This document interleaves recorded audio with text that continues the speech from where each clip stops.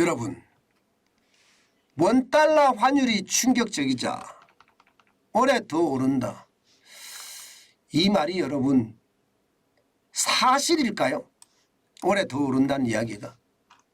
저는 올해 더 오른다. 오르기는 오르겠죠. 네, 오르기는 오르겠죠. 왜? 미국이 또 금리를 올릴 거니까. 네, 게다가 외환 사정이 심상치 않으니까. 수출이 마이너스를 계속 기록하고 있으니까. 이게 환율의 변동성은 굉장히 크겠죠. 저도 클 거라고 보여요. 그런데 지금은 떨어지고 있잖아요. 지금 원달러 환율 자체가 굉장히 많이 떨어져요. 그렇지만 올해죠. 올해 2월 1일에 금리 인상 예상폭 미국이 0.25나 0.5% 베이비 스텝을 하든지 빅 스텝을 한다. 시장에는 혼재되어 있습니다. 시장에는 혼재되어 있습니다. 어떤 전문가들은 베이비 스텝 0.25%를 올린다 하고요. 어떤 투자자들은 0.5% 올려야 된다 이렇게 이야기하니까 이게 어느 장단에 춤을 춰야 될지 잘 모르지만 올리지 말자, 동결하자는 이야기는 없습니다. 아직까지는.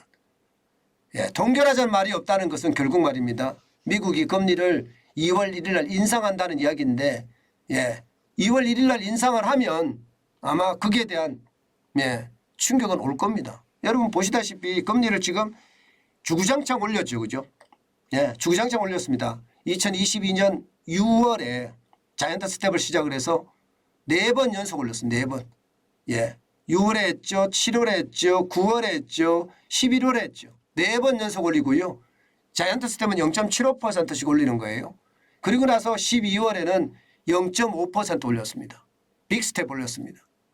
그렇기 때문에 내년 2월도 베이비 스텝으로 가리라는 보장 그렇게 많지는 않아요. 지금 현재 물가는 계속 올라가고 있는 추세니까 떨어진다고 하지만 여전히 높으니까 이게 쉽게 이게 떨어뜨린다 이렇게 생각을 하지 않습니다. 이렇게 되면 여러분 달러는 어떻게 될까요? 달러는 강세가 유지될 수밖에 없습니다. 이게 100이 넘었다는 것만 자체도 일단 높은 거예요. 달러 인덱스는 6개 통화 대비해서 달러의 가치를 나타내거든요. 6개 통화라는 게 유로화가 있고요. 앵화가 있고요. 그다음에 파운드, 영국의 파운드화가 있고요. 그다음에 캐나다 달러가 있고요. 그다음에 스웨덴의 크로네가 있고요. 스위스 프랑이 있습니다. 이 6개 통화 대비해서 달러의 가치를 나타내는 지표가 달러 인덱스인데 이 인덱스들이 옛날에 최고치로 올라갔을 때 작년 10월 17일 날 113.11까지 올라간 적도 있습니다. 그때에 비해서는 좀 떨어졌죠.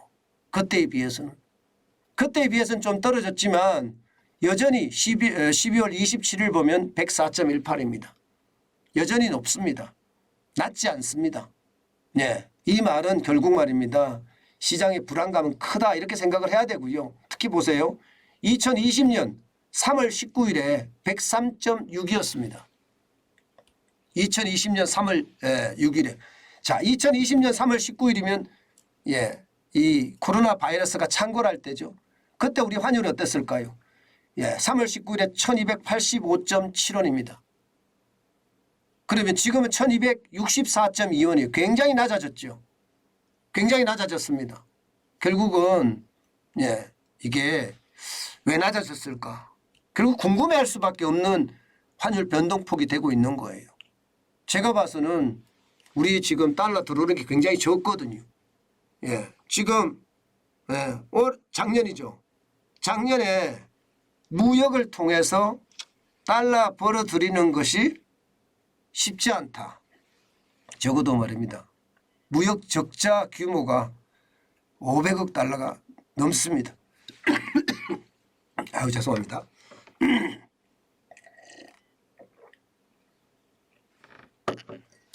500억 달러 가까이 됩니다.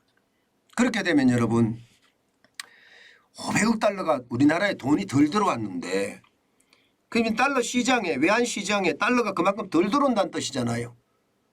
그러면 원화는 더 풀고 그럼 어떻게 될까요? 원화의 가치가 더 떨어지는 게 정상이거든요. 환율이 더 올라가는 게 정상입니다. 사실 돈 많이 풀거든요. 작년에만 하더라도 여러분 국가 본예산이 607조 7천억 원입니다. 네, 607조 7천억 원.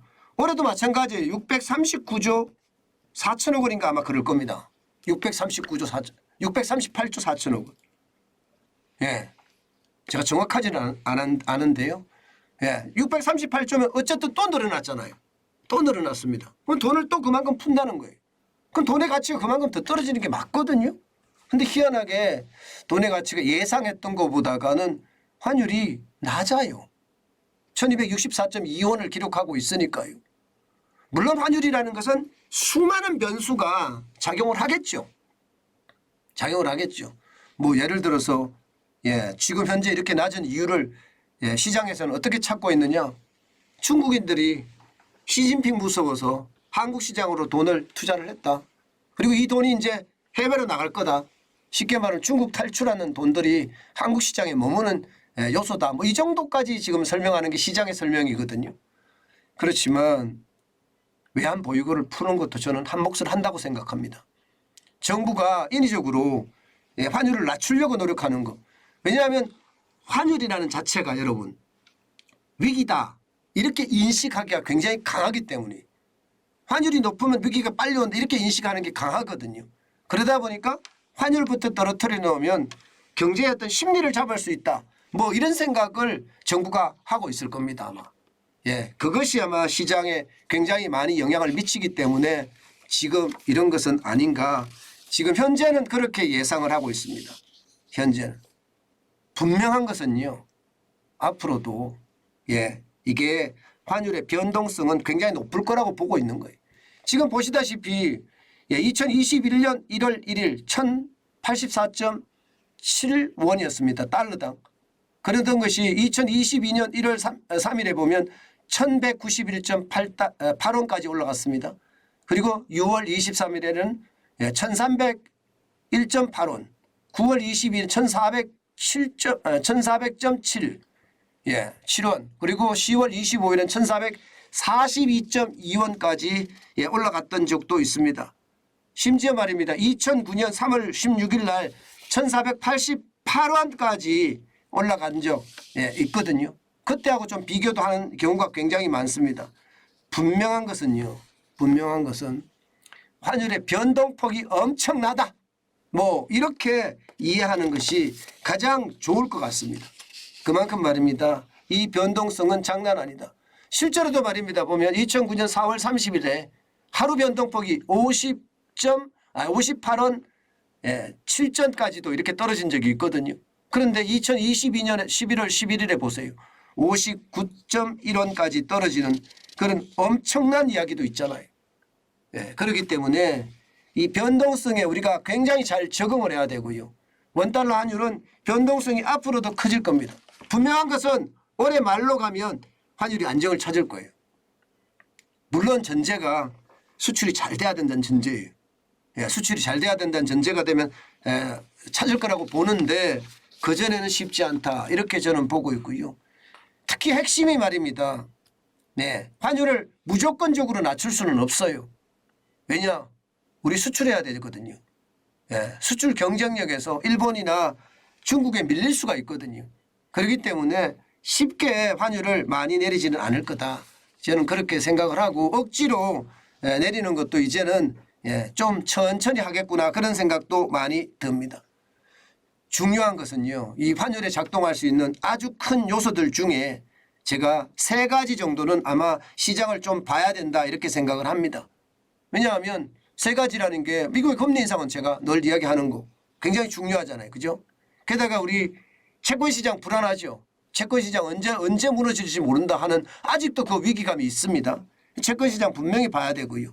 게다가 위안화라든가 뭐 달러, 엔화하고 원화하고 일본 돈하고 한국 돈이 이렇게 연동해서 돌아가지는 않지만 위안화하고 원화, 중국 돈하고 한국 돈은 이게 연동해서 돌아가거든요. 플럭스 커런시라고 대체통화라고 이야기할 정도예요. 그 정도로 중국 위안화가 떨어지면 원화도 떨어지고 위안화가 오르면 원화도 오르고 이런 경향을 굉장히 나타내니까 지금 중국이 코로나 때문에 장난 아니잖아요. 그런 것도 감안을 해가면서 시장을 보는 것 굉장히 좋다 이렇게 생각을 합니다. 분명한 것은 환율은요. 상반기에는 고입니다. 고. 상반기 고. 예, 하반기는 저. 상고하저가 되지 않겠느냐. 저는 그렇게 생각을 합니다. 분명한 것은 여러분 변동폭이 굉장히 크다는 사실. 여러분들도 인식을 하셔야 될 거고요. 제일 중요한 것은 내가 달러를 살 거냐 말 거냐 떨어지니까 이거 생각을 해야 되잖아요. 예, 저는 그렇게 말씀드리고 싶어요. 필요한 사람들은 사야 된다. 많이 떨어지는 만큼 사는 게 좋다. 예, 저는 그 말씀 드리고 싶어요. 지금이라면. 예, 지금이라면 필요한 사람들은 사야 된다. 예, 저는 투자 수익에 대한 것은 예, 이게 환테크라고 이야기하는데 쉽지 않거든요. 환테크라는 쉽지 않지만 내가 당장 해외여행을 가야 돼? 달러 사놓는 게 좋습니다. 쌀 때. 예, 내 자식이 해외 가서 공부하고 있어? 달러 쌀 때 사놓는 게 좋습니다.